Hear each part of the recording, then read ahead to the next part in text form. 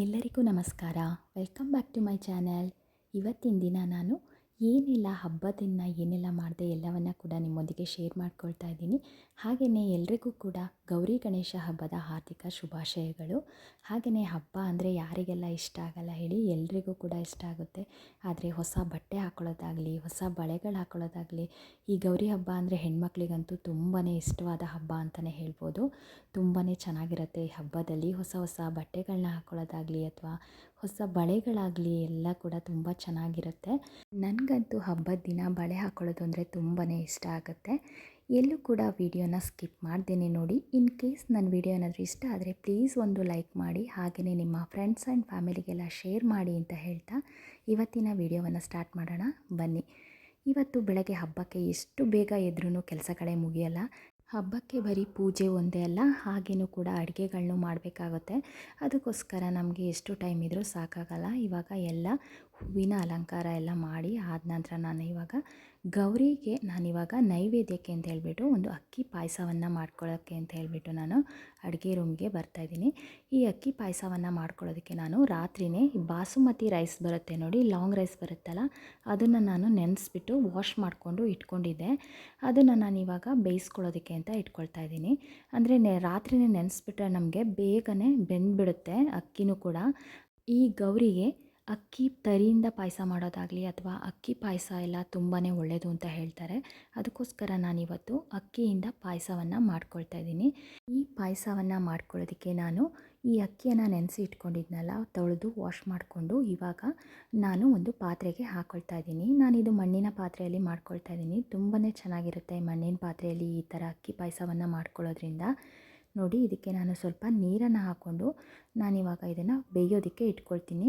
ಇದು ಚೆನ್ನಾಗಿ ಬೆಂದರೆ ನಮಗೆ ತುಂಬ ಚೆನ್ನಾಗಾಗುತ್ತೆ. ಅಂದರೆ ತುಂಬ ಮೆತ್ತಗೂ ಆಗಬಾರ್ದು, ಅನ್ನ ತುಂಬ ಗಟ್ಟಿನೂ ಇರಬಾರ್ದು, ಹಾಗಿರಬೇಕು. ಆವಾಗ ತುಂಬ ಚೆನ್ನಾಗಾಗುತ್ತೆ. ಇದಕ್ಕೆ ಸ್ವಲ್ಪ ಹಾಲನ್ನು ಕೂಡ ಹಾಕ್ಕೊಳ್ಬೇಕು. ನಾನು ಇದನ್ನು ಹಾಲನ್ನು ಕಾಯಿಸ್ಕೊಂಡು ಹಾಕ್ಕೊಳ್ತಾ ಇಲ್ಲ, ನಾನು ಹಾಗೇ ಹಾಕ್ಕೊಳ್ತಾ ಇದ್ದೀನಿ. ನಾನು ಈ ಪಾಯಸವನ್ನು ಬೆಲ್ಲದಿಂದ ಮಾಡ್ಕೊಳ್ತಾ ಇದ್ದೀನಿ. ತುಂಬಾ ಚೆನ್ನಾಗಿರುತ್ತೆ ಬೆಲ್ಲವನ್ನು ಹಾಕಿ ಈ ಪಾಯಸವನ್ನು ಮಾಡಿಕೊಂಡ್ರೆ. ಅದಕ್ಕೋಸ್ಕರ ನಾನಿವತ್ತು ಬೆಲ್ಲವನ್ನು ಯೂಸ್ ಮಾಡ್ಕೊಳ್ತಾ ಇದ್ದೀನಿ. ನೋಡಿ, ಇವಾಗ ನೀರನ್ನು ಹಾಕಿ ಇದನ್ನು ಕುದಿಯೋದಕ್ಕೆ ಇಟ್ಕೊಂಡ್ಬಿಡೋಣ. ಇದು ಚೆನ್ನಾಗಿ ಬೇಯಬೇಕು ನಮಗೆ. ತುಂಬ ಮೆತ್ತಗೂ ಆಗಬಾರ್ದು ಅಕ್ಕಿ, ಅಂದರೆ ಪುಡಿ ಪುಡಿ ಆದಂಗೆ ಆಗಿಬಿಡುತ್ತೆ. ಅದಕ್ಕೋಸ್ಕರ ನಾವು ಅಕ್ಕಿಯನ್ನು ತುಂಬ ಮೆತ್ತಗೆ ಬೇಯಿಸ್ಕೊಳ್ಬಾರ್ದು. ಹಾಗೆಯೇ ನಾವಿವಾಗ ಬೇಯಿಸ್ಕೊಳ್ಳೋಣ. ಅಷ್ಟರೊಳಗಡೆ ನಾನು ಬೇರೆ ಕೆಲಸಗಳನ್ನೆಲ್ಲ ಮುಗಿಸ್ಕೊಳ್ಳೋಣ ಅಂತ ಹೇಳಿಬಿಟ್ಟು ನಾನು ಮುಗಿಸ್ಕೊಳ್ತಾ ಇದ್ದೀನಿ. ಇವಾಗ ಅನ್ನನೂ ಕೂಡ ಬೇಯ್ತಾ ಇದೆ ನೋಡಿ, ಇಷ್ಟು ಬೆಂದಿದೆ. ಇವಾಗ ಬೆಲ್ಲವನ್ನು ಹಾಕ್ಕೊಳ್ತಾ ಇದ್ದೀನಿ. ಈ ಅನ್ನ ಸ್ವಲ್ಪ ಒಂದು ಮುಕ್ಕಾಲು ಭಾಗ ಬೆಂದಿದೆ ಅನ್ನೋಷ್ಟರೊಳಗಡೆ ನಾವು ಇವಾಗ ಬೆಲ್ಲವನ್ನು ಹಾಕ್ಕೊಳ್ಳೋಣ. ನಮಗೆ ಸ್ವೀಟ್ ಎಷ್ಟು ಬೇಕು ಅಷ್ಟು ನೋಡಿಕೊಂಡು ಬೆಲ್ಲವನ್ನು ಹಾಕ್ಕೊಳ್ಬೇಕು. ತುಂಬ ಸ್ವೀಟ್ ಆದ್ರೂ ಕೂಡ ಅಷ್ಟೊಂದು ಚೆನ್ನಾಗಿರಲ್ಲ. ನಾವು ಇದಕ್ಕೆ ಹಾಲು ಕೂಡ ಹಾಕ್ತೀವಲ್ವ, ಹಾಗಾಗಿ ಬೆಲ್ಲ ಎಲ್ಲ ಹಾಕಿದ ನಂತರ ನಾನು ಇದಕ್ಕೆ ಸ್ವಲ್ಪ ಕುದಿ ಬಂದ ನಂತರ ಸ್ವಲ್ಪ ರುಚಿಗೆ ತಕ್ಕಷ್ಟು ಉಪ್ಪನ್ನು ಹಾಕ್ಕೊಳ್ತೀವಿ.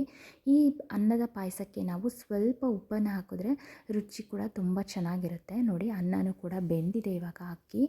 ಇದನ್ನು ನಮಗೆ ನೋಡಿದಾಗ ಗೊತ್ತಾಗ್ಬಿಡುತ್ತೆ. ಒಂದು ಮುಕ್ಕಾಲು ಭಾಗ ಬೆಂದಿದೆ ಅನ್ನುವಾಗಲೇ ನಾವು ಇದಕ್ಕೆ ಹಾಲನ್ನು ಹಾಕ್ಕೊಂಬಿಡೋಣ. ಅಂದರೆ ಇದು ಬೆಲ್ಲ ಎಲ್ಲ ಚೆನ್ನಾಗಿ ಕುದಿ ಬಂದ ನಂತರನೇ ನಾವು ಹಾಲು ಹಾಕ್ಕೊಳ್ಬೇಕು, ಇಲ್ಲಾಂದರೆ ಸ್ವಲ್ಪ ಒಡೆದೋಗ್ಬಿಡುತ್ತೆ ಹಾಲು. ಅದಕ್ಕೋಸ್ಕರ ಇವಾಗ ನಾನು ಏಲಕ್ಕಿ ಪುಡಿಯನ್ನು ಹಾಕ್ಕೊಳ್ತಾ ಇದ್ದೀನಿ. ಏಲಕ್ಕಿ ಪುಡಿಯನ್ನು ನಾವು ಕೊನೆಯಲ್ಲಿ ಹಾಕಿದ್ರೂ ಕೂಡ ತುಂಬ ಚೆನ್ನಾಗಿರುತ್ತೆ. ನಾನು ಇವಾಗಲೇ ಹಾಕ್ಕೊಳ್ತಾ ಇದ್ದೀನಿ. ಸ್ಮೆಲ್ ಕೂಡ ಕೊನೆಯವರೆಗೂ ತುಂಬಾ ಚೆನ್ನಾಗಿರುತ್ತೆ. ಇವಾಗ ನೀಟಾಗಿ ಇದನ್ನು ತಿರುಗಿಸ್ಕೊಂಡು ಇದಾದ ನಂತರ ನಾವು ಇದಕ್ಕೆ ಹಾಲನ್ನು ಹಾಕ್ಕೊಳ್ಳೋಣ. ಇವಾಗ ನೋಡಿ, ನಾನು ಇದನ್ನು ಕಾಯಿಸ್ಕೊಂಡಿಲ್ಲ, ಹಾಲನ್ನು ಹಾಗೇ ಹಾಕ್ಕೊಳ್ತಾ ಇದ್ದೀನಿ. ಇದ್ರ ಜೊತೆಗೇ ಕುದಿ ಬಂದರೆ ನಮಗೆ ತುಂಬ ಚೆನ್ನಾಗಾಗುತ್ತೆ ಪಾಯಸದಲ್ಲಿ. ಅದಕ್ಕೋಸ್ಕರ ಇವಾಗ ಹಾಕ್ಕೊಂಡು ನಾವು ಒಂದು 2 ನಿಮಿಷ ಕುದಿಸ್ಕೊಂಡ್ರೆ ಸಾಕಾಗುತ್ತೆ. ಹೆಚ್ಚು ಕುದಿಸಿದ್ರೆ ಇದು ನಾವು ಬೆಲ್ಲ ಹಾಕಿ ಮಾಡಿರೋದ್ರಿಂದ ಪಾಯಸ ಎಲ್ಲ ಒಂಥರ ಒಡೆದೋದಂಗೆ ಆಗಿಬಿಡುತ್ತೆ. ಅಂದರೆ ಬೆಲ್ಲದಲ್ಲಿ ಹುಳಿ ಅಂಶ ಇರೋದ್ರಿಂದ ಇದು ಒಂಥರ ಒಡೆದು ಹಾಗೆ ಆಗಿಬಿಡುತ್ತೆ. ಅದಕ್ಕೋಸ್ಕರ ನಾವು ಹೆಚ್ಚು ಕುದಿಸ್ಕೊಳ್ಳೋಕೆ ಹೋಗಬಾರ್ದು. ಇವಾಗ ನಾನು 1 ಕಪ್ ಆಗುವಷ್ಟು ತೆಂಗಿನಕಾಯಿ ತುರಿಯನ್ನು ಹಾಕ್ಕೊಳ್ತಾ ಇದ್ದೀನಿ. ಈ ತೆಂಗಿನಕಾಯಿ ತುರಿ ಬೇಡ ಅನ್ನೋರು ಇದನ್ನು ಸ್ಕಿಪ್ ಮಾಡ್ಕೊಳ್ಬೋದು. ಇದಕ್ಕೆ ತುಂಬಾ ಚೆನ್ನಾಗಿರುತ್ತೆ ತೆಂಗಿನಕಾಯಿ ತುರಿಯನ್ನು ಹಾಕ್ಕೊಂಡ್ರೆ. ಅದಕ್ಕೋಸ್ಕರ ನಾನು ಹಾಕ್ಕೊಳ್ತಾ ಇದ್ದೀನಿ. ಇದು ಬೇಡ, ಇಷ್ಟ ಇಲ್ಲ ಅನ್ನೋರು ಇದನ್ನ ಸ್ಕಿಪ್ ಮಾಡ್ಕೊಳ್ಬೋದು. ತುಂಬ ಚೆನ್ನಾಗಾಗುತ್ತೆ. ಒಂದು ಸಲ ಟ್ರೈ ಮಾಡಿ ನೋಡಿ. ಅದರಲ್ಲೂ ಕೂಡ ಈ ಮಣ್ಣಿನ ಪಾತ್ರೆಯಲ್ಲಿ ಈ ರೀತಿ ಅನ್ನದ ಪಾಯಸವನ್ನು ಮಾಡ್ಕೊಂಡ್ರಂತೂ ತುಂಬಾ ಚೆನ್ನಾಗಿರುತ್ತೆ. ನಮ್ಮ ಮನೇಲಿ ಯಾವಾಗಲೂ ಗೌರಿ ಹಬ್ಬಕ್ಕೆ ಅಕ್ಕಿ ತರಿ ಪಾಯಸ ಆಗಲಿ ಅಥವಾ ಅಕ್ಕಿಯಲ್ಲಿ ಮಾಡಿರುವ ಪಾಯಸವನ್ನೇ ನಾವು ನೈವೇದ್ಯಕ್ಕೆ ಇಟ್ಕೊಳ್ತೀವಿ. ಅದಕ್ಕೋಸ್ಕರ ನಾನು ಕೂಡ ಇವತ್ತು ಅಕ್ಕಿಯಿಂದ ಪಾಯಸವನ್ನು ಮಾಡ್ಕೊಳ್ತಾ ಇದ್ದೀನಿ. ತುಂಬಾ ಚೆನ್ನಾಗಾಗುತ್ತೆ. ನೈವೇದ್ಯಕ್ಕೆ ಇಡೋದಕ್ಕೂ ಕೂಡ ಚೆನ್ನಾಗಿರುತ್ತೆ. ನೋಡಿ, ಇವಾಗ ಒಂದು 2 ನಿಮಿಷ ಕುದಿ ಬರ್ತಾ ಇದೆ. ಇವಾಗ ಅಕ್ಕಿ ಪಾಯಸನೂ ಕೂಡ ರೆಡಿ ಆಯಿತು. ಇದನ್ನು ನಾನು ಸ್ವಲ್ಪ ನೈವೇದ್ಯಕ್ಕೆ ತೆಗೆದಿಟ್ಕೊಳ್ತಾ ಇದ್ದೀನಿ. ಹಾಗೆಯೇ ಜಾಮೂನ್ ಕೂಡ ಮಾಡ್ಕೊಂಡಿದ್ದೆ, ಅದನ್ನು ಕೂಡ ಇಡ್ತಾಯಿದ್ದೀನಿ. ಅಂದರೆ ಇದನ್ನು ನೈವೇದ್ಯಕ್ಕೆ ಇಡಲ್ಲ, ಹಾಗೆಯೇ ಪೂಜೆ ಮಾಡುವಾಗ ನಾವು ಹಾಗೆಯೇ ಇಟ್ಬಿಡ್ತೀವಿ. ನಾವು ಮೇಯ್ನಾಗಿ ಇಡೋದೇನೆಂದರೆ ಈ ಅಕ್ಕಿ ಪಾಯಸವನ್ನು ಇಟ್ಕೊಳ್ತೀವಿ ಅಷ್ಟೇ. ಅಂದರೆ ನಾವು ಮಾಡಿರೋ ಅಡುಗೆಗಳನ್ನೆಲ್ಲ ಹೆಚ್ಚಾಗಿ ಇಡಲ್ಲ. ಇದು ಗಣೇಶ ಹಬ್ಬಕ್ಕೆ ಅಂತ ಹೇಳಿಬಿಟ್ಟು ಮಾಡಿರುವಂಥದ್ದು. ಇದು ನಾವು ಮೋದಕ ಮಾಡ್ತೀವಿ, ಹಾಗೆಯೇ ಅರಿಶಿಣದ ಎಲೆ ಹಿಟ್ಟು ಅದೆಲ್ಲ ಕೂಡ ಮಾಡ್ತೀವಿ. ಹಾಗೆಯೇ ನಮ್ಮ ಈ ಕೊಡಗಿನಲ್ಲಿ ಹೆಚ್ಚಾಗಿ ಕಾಯಿ ಹಿಟ್ಟು ಅಂತ ಹೇಳಿಬಿಟ್ಟು ಮಾಡ್ತಾರೆ. ಇದು ಕೂಡ ತುಂಬಾ ಚೆನ್ನಾಗಿರುತ್ತೆ. ಇದು ನಾವು ಗಣೇಶ ಹಬ್ಬದ ದಿನ ಮಾಡ್ತೀವಿ. ಅದನ್ನು ಕೂಡ ಇವತ್ತು ನಾನು ನಿಮ್ಮೊಂದಿಗೆ ಶೇರ್ ಮಾಡ್ಕೊಳ್ತಾ ಇದ್ದೀನಿ. ನಾನು 1 ಕಪ್ ಆಗುವಷ್ಟು ತೆಂಗಿನಕಾಯಿ ತುರಿಯನ್ನು ಹಾಕ್ಕೊಳ್ತಾ ಇದ್ದೀನಿ. ಈ ತೆಂಗಿನಕಾಯಿ ತುರಿ ಆದಷ್ಟು ನಮಗೆ ಈ ಸಣ್ಣದಾಗಿದ್ರೇ ಚೆನ್ನಾಗಿರುತ್ತೆ. ನೋಡಿ ಈ ಥರ ದಪ್ಪ ದಪ್ಪ ಇರುತ್ತೆ ನೋಡಿ, ಅದನ್ನೆಲ್ಲ ಸ್ವಲ್ಪ ತೆಕ್ಕೊಂಬಿಡೋಣ. ಇದು ಚಿಕ್ಕದಾಗಿದ್ದಷ್ಟು ನಮಗೆ ಕಾಯಿ ಹಿಟ್ಟು ತುಂಬಾ ಚೆನ್ನಾಗಾಗುತ್ತೆ. ಇದಕ್ಕೆ ನಾನು ಬೆಲ್ಲವನ್ನು ಹಾಕ್ಕೊಳ್ತಾ ಇದ್ದೀನಿ. ನಾನಿವಾಗ 1 ಕಪ್ ಆಗುವಷ್ಟು ತೆಂಗಿನಕಾಯಿ ತುರಿಯನ್ನು ತಗೊಂಡ್ರೆ 3/4 ಕಪ್ ಆಗುವಷ್ಟು ಬೆಲ್ಲವನ್ನು ಹಾಕ್ಕೊಳ್ಬೇಕು. ಅಂದರೆ ತುಂಬ ಸ್ವೀಟ್ ಆದ್ರೂ ಕೂಡ ನಮಗೆ ಇದು ಚೆನ್ನಾಗಾಗಲ್ಲ. ಅದಕ್ಕೋಸ್ಕರ ನೋಡಿ, ನಾನು ಈ ಕಪ್ಪು ಎಳ್ಳನ್ನು, ನಾನು ಈ ಬೆಲ್ಲವನ್ನು ಯಾವ ಕಪ್ಪಲ್ಲಿ ತಗೊಂಡಿದ್ದೆ ಅದೇ ಅಳತೆಯಲ್ಲಿ ನಾನು ಈ ಕಪ್ಪು ಎಳ್ಳನ್ನು ತಗೊಳ್ತಾ ಇದ್ದೀನಿ. ಈ ಕಪ್ಪು ಎಳ್ಳನ್ನು ನಾವು ಯಾವಾಗಲೂ ತೊಳೆದ್ಬಿಟ್ಟು ವಾಶ್ ಮಾಡ್ಕೊಂಡು ಆದ ನಂತರ ನಾನು ಅದನ್ನು ಒಣಗಿಸ್ಬಿಟ್ಟು ನೀಟಾಗಿ ಫ್ರೈ ಮಾಡ್ಕೊಂಡಿದ್ದೀನಿ. ಸಣ್ಣ ಉರಿಯಲ್ಲಿ ಫ್ರೈ ಮಾಡ್ಕೊಂಡಿದ್ದೀನಿ. ಈ ಎಳ್ಳನ್ನು ನಾವು ಫ್ರೈ ಮಾಡ್ಕೊಳ್ಳುವಾಗ ಅದು ಒಂಥರ ಪಟ ಪಟ ಅಂತ ಸೌಂಡ್ ಬರುತ್ತೆ, ಅಲ್ಲಿವರೆಗೂ ಕೂಡ ನಾವು ಫ್ರೈ ಮಾಡ್ಕೊಳ್ಬೇಕು. ಆವಾಗ ಮಾತ್ರ ಚೆನ್ನಾಗಿರುತ್ತೆ. ಇದನ್ನು ನಾವು ಹಾಗೆ ಒಂದು ಮಿಕ್ಸಿಯಲ್ಲಿ ಹಾಕ್ಕೊಂಡು ಒಂದು ರೌಂಡು ಮಿಕ್ಸಿ ಮಾಡ್ಕೊಳ್ಬೇಕು. ತುಂಬ ಸಣ್ಣಗೂ ಮಾಡ್ಕೊಳ್ಬಾರ್ದು. ಹಾಗೆಯೇ ಈ ಎಳ್ಳಿರುತ್ತೆ ನೋಡಿ, ಅದೆಲ್ಲ ಕಟ್ ಆಗಬೇಕು ನಮಗೆ, ಅಲ್ಲಿವರೆಗೂ ಕೂಡ ನಾವು ಮಿಕ್ಸಿ ಮಾಡ್ಕೊಳ್ಬೇಕು. ಅಂದರೆ ತುಂಬ ನೈಸಾಗಿಯೂ ಕೂಡ ಮಾಡ್ಕೊಳ್ಬಾರ್ದು. ಇವಾಗ ಇದಕ್ಕೆ ಸ್ವಲ್ಪ ಏಲಕ್ಕಿ ಪುಡಿಯನ್ನು ಹಾಕ್ಕೊಳ್ತಾ ಇದ್ದೀನಿ. ನಾನು ಏಲಕ್ಕಿ ಪುಡಿಯನ್ನು ಸ್ವಲ್ಪ ಜಾಸ್ತಿನೇ ಹಾಕ್ಕೊಳ್ತಾ ಇದ್ದೀನಿ. ಇದರಲ್ಲಿ ಸ್ಮೆಲ್ ಕೂಡ ತುಂಬಾ ಚೆನ್ನಾಗಿರುತ್ತೆ ಈ ಕಾಯಿ ಹಿಟ್ಟು ಮಾಡ್ಕೊಳ್ಳುವಾಗ. ನಮ್ಮ ಈ ಕೊಡಗು ಮಲೆನಾಡಿನೆಲ್ಲ ಕಡೆಗಳಲ್ಲೆಲ್ಲ ಈ ಥರ ಕಾಯಿ ಹಿಟ್ಟು, ಅರಿಶಿಣದ ಎಲೆ ಹಿಟ್ಟು ಇದನ್ನೆಲ್ಲ ತುಂಬ ಮಾಡ್ತೀವಿ. ಈ ಹಬ್ಬದಲ್ಲಿ ತುಂಬಾ ಸ್ಪೆಷಲ್ ಅಂತಲೇ ಹೇಳ್ಬೋದು. ಇದು ನೋಡಿ, ಇವಾಗ ಈ ಕಾಯಿ ಹಿಟ್ಟಿಗೆ ಈ ಹೂರಣ ಕೂಡ ರೆಡಿ ಆಗುತ್ತೆ. ತುಂಬಾ ಚೆನ್ನಾಗಿರುತ್ತೆ. ಇದು ಕೂಡ ಅಷ್ಟೇ ಚೆನ್ನಾಗಿರುತ್ತೆ. ನಾವು ಇವಾಗ ಈ ಎಲೆ ಹಿಟ್ಟಿಗೆ ಹೇಗೆ ಮಾಡ್ಕೊಳ್ತೀವೋ ಅದೇ ರೀತಿಯಾಗಿ ಇದನ್ನು ಕೂಡ ಮಾಡ್ಕೊಳ್ಳುವಂಥದ್ದು. ಆದರೆ ಈ ಮಾಡ್ಕೊಳ್ಳುವಂಥ ಮೆಥಡ್ ಬೇರೆ ಅಷ್ಟೇ. ಅದು ನಾವು ಅಕ್ಕಿ ತರಿಯಲ್ಲಿ ಮಾಡ್ಕೊಳ್ತೀವಿ ಎಲೆ ಹಿಟ್ಟನ್ನು. ಇದನ್ನು ನಾವು ಅಕ್ಕಿ ಹಿಟ್ಟಿನಿಂದ ಮಾಡ್ಕೊಳ್ತೀವಿ. ಇವಾಗ ಕಾಯಿ ಹಿಟ್ಟಿಗೆ ಹೂರಣ ರೆಡಿಯಾಗಿದೆ. ಇವಾಗ ನಾವು ಹಿಟ್ಟನ್ನು ಕಲಿಸ್ಕೊಳ್ಬೇಕಾಗುತ್ತೆ. ಈ ಹಿಟ್ಟನ್ನು ನಾವು ಮಾಡ್ಕೊಳ್ಳೋದು ಹೇಗೆ ಅಂತ ಹೇಳಿಬಿಟ್ರೆ, ಅಕ್ಕಿಯನ್ನು ನಾವು 2 ದಿನ ನೆನೆಸ್ಬೇಕಾಗುತ್ತೆ. ಸ್ವಲ್ಪ ಮೆಂತೆ, ಸ್ವಲ್ಪ ಗೋಧಿ ಎಲ್ಲವನ್ನು ಹಾಕಿಬಿಟ್ಟು 2 ದಿನ ಚೆನ್ನಾಗಿ ನೆನೆಬೇಕು ಅಕ್ಕಿ. ಅದು ನೆನೆದಾದ ನಂತರ ನಾವು ಅದನ್ನು ಸೋರಕ್ಕೆ ಹಾಕಿಬಿಟ್ಟು ಹಾಗೆಯೇ ಮಿಕ್ಸಿಯಲ್ಲಿ ನಾವು ನೀರಿನ ಅಂಶ ಇರುತ್ತೆ ನೋಡಿ, ಅದೇ ಥರ ನಾವು ಅದನ್ನು ಪುಡಿ ಮಾಡಿಕೊಂಡು ಆ ನಂತರ ನಾವು ಫ್ರೈ ಮಾಡ್ಕೊಳ್ಬೇಕಾಗುತ್ತೆ. ಆ ಪುಡಿಯನ್ನು ಒಂದ್ರಿ ಮಾಡಿಕೊಂಡು ಅದನ್ನು ನಾವು ನೀಟಾಗಿ ಸಣ್ಣ ಉರಿಯಲ್ಲಿ ಫ್ರೈ ಮಾಡ್ಕೊಳ್ಬೇಕಾಗುತ್ತೆ. ಆ ಅಕ್ಕಿ ಹಿಟ್ಟನ್ನು ನಾವು ಮಿಕ್ಸಿ ಮಾಡ್ಕೊಳ್ಬೇಕಾದ್ರೆ ಅದನ್ನು ಒಂದ್ರಿ ಮಾಡ್ಕೊಳ್ಬೇಕಾಗುತ್ತೆ. ನೋಡಿ, ಅದೆಲ್ಲ ಮಾಡ್ಕೊಂಡಾಗಿ ಫ್ರೈ ಆದ ನಂತರ ನಮಗೆ ಅಕ್ಕಿ ಹಿಟ್ಟು ಈ ರೀತಿಯಾಗಿ ಇರುತ್ತೆ. ನಾನು 1 ಕಪ್ ಆಗುವಷ್ಟು ಅಕ್ಕಿ ಹಿಟ್ಟನ್ನು ತಗೊಂಡಿದ್ದೀನಿ. ಅದಕ್ಕೆ ಸ್ವಲ್ಪ ಉಪ್ಪನ್ನು ಹಾಕ್ಕೊಳ್ತಾ ಇದ್ದೀನಿ. ನೋಡಿ, ಈ ರೀತಿ ಮಾಡಿಕೊಂಡ್ರೆ ನಮಗೆ ನೀರನ್ನು ಹಾಕುವಾಗ ಮಧ್ಯದಲ್ಲೇ ಇರುತ್ತೆ. ನಮಗೆ ಇದಕ್ಕೆ ಕುದಿಯೋದಕ್ಕೆ ನೀರನ್ನು ಇಟ್ಕೊಂಡಿದ್ದೀನಿ. ಇದು ಕುದಿಯೋ ನೀರನ್ನು ಹಾಕಿಬಿಟ್ಟು ನಾವು ಇದನ್ನು ಕಲಿಸ್ಕೊಳ್ಬೇಕಾಗುತ್ತೆ ಈ ಹಿಟ್ಟನ್ನು. ಅದಕ್ಕೋಸ್ಕರ ನೋಡಿ, ಈ ಥರ ಕುದೀತಾ ಇರಬೇಕು ನೀರು. ಆವಾಗ ಮಾತ್ರ ನಮಗೆ ಈ ಕಾಯಿ ಹಿಟ್ಟು ಚೆನ್ನಾಗಿ ಬರುತ್ತೆ. ಇಲ್ಲಾಂದರೆ ನಮಗೆ ಒಂಥರ ಕಟ್ ಆದಂಗೆ ಆಗಿಬಿಡುತ್ತೆ. ಅದಕ್ಕೋಸ್ಕರ ನೋಡಿ, ಈ ಥರ ಹಾಕ್ಕೊಂಡು ಈ ಮಧ್ಯದಲ್ಲಿ ಹಾಕ್ಕೊಂಡು ನೀಟಾಗಿ ಒಂದು ಸ್ಪೂನಿಂದ ನಾವು ತಿರುಗಿಸ್ಕೊಳ್ಬೇಕು. ಯಾಕೆಂದರೆ ಕೈ ಸುಟ್ಟೋಗುತ್ತೆ, ಬಿಸಿ ಇರುತ್ತಲ್ವ. ಹಾಗಾಗಿ ಇದೆಲ್ಲ ನೀಟಾಗಿ ಬೇಯಬೇಕು ಈ ಬಿಸಿ ನೀರಲ್ಲಿ ಹಿಟ್ಟು. ಅದಕ್ಕೋಸ್ಕರ ಇದನ್ನೆಲ್ಲವನ್ನು ನೀಟಾಗಿ ಹಾಕ್ಕೊಳ್ಳೋಣ. ಇವಾಗ ಈ ಥರ ಹಾಕ್ಕೊಂಡು ಕಲಿಸ್ಕೊಳ್ಬೇಕಾಗುತ್ತೆ. ನಮಗೆ ಈ ರೀತಿ ಮಾಡ್ಕೊಳ್ಳೋದು ತುಂಬ ಕಷ್ಟ ಆಗುತ್ತೆ ಅಂತ ಹೇಳೋರು, ಅಕ್ಕಿ ಹಿಟ್ಟಿರುತ್ತೆ ನೋಡಿ ಮಾಮೂಲಿ, ಆ ಅಕ್ಕಿ ಹಿಟ್ಟನ್ನೇ ನಾವು ನೀಟಾಗಿ ಸಣ್ಣ ಉರಿಯಲ್ಲಿ ಫ್ರೈ ಮಾಡ್ಕೊಳ್ಬೇಕಾಗುತ್ತೆ. ಈ ಫ್ರೈ ಮಾಡ್ಕೊಳ್ಳೋದು ಹೇಗೆ ಅಂತ ಹೇಳಿದ್ರೆ, ನಾವು ಈಗ ಫ್ರೈ ಮಾಡ್ತಾ ಅದು ಈ ಪಾತ್ರೆಯಲ್ಲಿ ಒಂಥರ ಜಾರಾಡೋಕ್ಕೆ ಸ್ಟಾರ್ಟ್ ಆಗಿಬಿಡುತ್ತೆ. ಅಲ್ಲಿವರೆಗೂ ಕೂಡ ನಾವು ಫ್ರೈ ಮಾಡ್ಕೊಳ್ಬೇಕು. ನಮಗೆ ಒಂದ್ಸಲಿ ಫ್ರೈ ಮಾಡಿಕೊಂಡ್ರೆ ಗೊತ್ತಾಗ್ಬಿಡುತ್ತೆ. ಆಮೇಲೆ ನಾವೇ ಮಾಡ್ಕೊಳ್ಬೋದು, ಈಸಿಯಾಗಿ ಮಾಡ್ಕೊಳ್ಬೋದು ಇದನ್ನು. ಇದೊಂದು ಹೂರಣವನ್ನು ನಾವು ಮಾಡಿ ಇಟ್ಕೊಂಡ್ಬಿಟ್ರೆ, ಈ ಥರ ಅಕ್ಕಿ ಹಿಟ್ಟನ್ನು ಸ್ವಲ್ಪ ಫ್ರೈ ಮಾಡಿಕೊಂಡು ನಾವು ಕಲಿಸ್ಕೊಂಡು ಮಾಡಿದ್ರೆ ತುಂಬಾ ಈಸಿಯಾಗಿ ಮಾಡ್ಕೊಂಡ್ಬಿಡ್ಬೋದು. ಟೇಸ್ಟ್ ಕೂಡ ಅಷ್ಟೇ ತುಂಬಾ ಚೆನ್ನಾಗಿರುತ್ತೆ. ಆರೋಗ್ಯಕ್ಕೂ ಕೂಡ ತುಂಬಾ ಒಳ್ಳೆಯದು. ಈ ಎಳ್ಳು, ಬೆಲ್ಲ, ಕಾಯಿ ಎಲ್ಲ ಹಾಕಿರ್ತೀವಲ್ಲ, ಹಾಗಾಗಿ ನೋಡಿ ಈ ರೀತಿಯಾಗಿ ನೀಟಾಗಿ ಕಲಿಸ್ಕೊಂಬಿಡೋಣ. ಈ ರೀತಿ ಸ್ವಲ್ಪ ನಾದ್ಕೊಂಡು ಚೆನ್ನಾಗಿ ಕಲಿಸ್ಕೋಬೇಕು. ನಾವು ಈ ಹದಕ್ಕೆ ನಾವು ಕಲಿಸ್ಕೊಳ್ಬೇಕು. ತುಂಬ ಗಟ್ಟಿನೂ ಇರಬಾರ್ದು, ತುಂಬ ಮೆತ್ತಗೂ ಕೂಡ ಇರಬಾರ್ದು. ಆ ರೀತಿಯಾಗಿ ಕಲಸಿ ಇಟ್ಕೊಂಡ್ಬಿಡೋಣ. ಇದು ಕಲಸಿ ಇಡಬೇಕು ಅಂತೇನಿಲ್ಲ, ತಕ್ಷಣಕ್ಕೆ ನಾವು ಮಾಡಿಬಿಡ್ಬೋದು. ಇವಾಗ ನಾನು ಇದನ್ನು ಸಣ್ಣ ಉಂಡೆಗಳನ್ನಾಗಿ ಮಾಡ್ಕೊಳ್ತೀನಿ. ನಾವು ತುಂಬ ಸಣ್ಣ ಉಂಡೆಗಳನ್ನು ಮಾಡ್ಕೊಳ್ಬಾರ್ದು, ಯಾಕೆಂದರೆ ತುಂಬ ಚಿಕ್ಕದಾಗಿಬಿಡುತ್ತೆ. ನಾವಿವಾಗ ಕರ್ಜಿಕಾಯಿ ಎಲ್ಲ ಮಾಡ್ತೀವಿ ನೋಡಿ, ಅದೇ ಸೈಜ್ನಲ್ಲಿ ನಾವು ಮಾಡಿಕೊಂಡ್ರೆ ನಮಗೆ ಚೆನ್ನಾಗಿ ಎಲ್ಲ ಒಂದೇ ಹದವಾಗಿ ಬರುತ್ತೆ. ಇಲ್ಲಾಂದರೆ ಒಂದು ದೊಡ್ಡದು ಒಂದು ಚಿಕ್ಕದು ಆಗಿಬಿಡುತ್ತೆ. ಅದಕ್ಕೋಸ್ಕರ ನಾನಿವಾಗ ಸ್ವಲ್ಪ ತುಪ್ಪವನ್ನು ಹಾಕ್ಕೊಳ್ತಾ ಇದ್ದೀನಿ, ಯಾಕೆಂದರೆ ಇದನ್ನು ಉಂಡೆ ಕಟ್ಟುವಾಗ ಸ್ವಲ್ಪ ಕೈಗೆ ಅಂಟ್ಕೊಳ್ಬಾರ್ದು. ಅದಕ್ಕೋಸ್ಕರ ನಾನು ಸ್ವಲ್ಪ ಹಾಕ್ಕೊಳ್ತಾ ಇದ್ದೀನಿ.